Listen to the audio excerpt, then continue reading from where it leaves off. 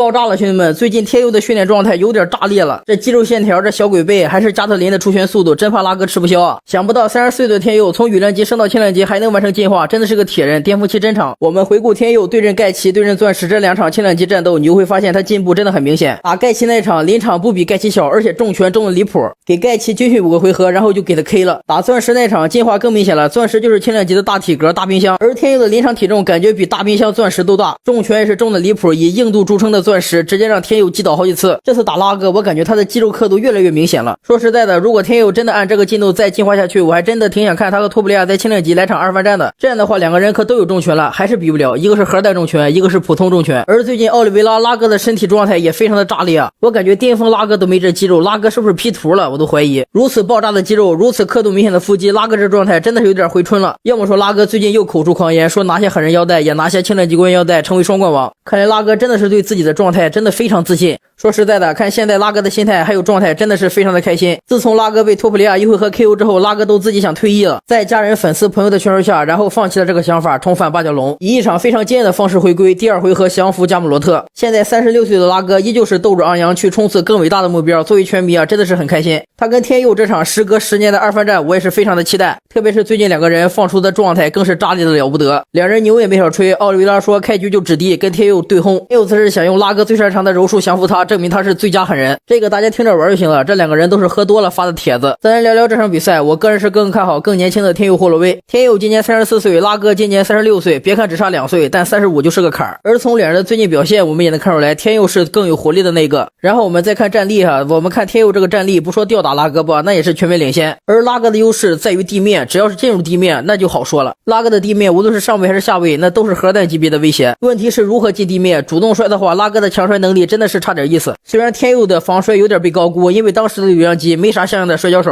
如果是拉哥的摔，我个人感觉天佑应该是可以应对的。拉哥的力量不是特别大，脚感也不是特别的好，天佑只要控制好距离，脚下步伐做好，然后拉哥很难杀进来，就是杀进来拉哥也不一定给扭倒。拉哥的摔跤一般都是站立打出优势后然后再摔，就像拉哥站立击倒钻石和盖奇之后进入地面玩柔术，或者说是站立打出优势，就比如说打加姆罗特那个站立完全吊打他，那就上去直接接摔跤跟他玩柔术。如果站立打不出顺风的话，拉哥的柔术不好评价。所以说这场比赛我个人感觉大多数时间是在站立上进行，我个人更看好天佑拿下这场比赛，大概6-4开的样子。但是天佑在站立也要小心拉哥的重拳，拉哥的拳相当的重，而且进入地面拉哥还有逆天的柔术，拉哥的威胁真的不小。所以说这场10年后的战斗还是非常有悬念的，大家可以尽情期待一下，特别是2人最新状态的变化，我认为是最大的变数。OK 兄弟们，本期到这儿吧，我们下期再见。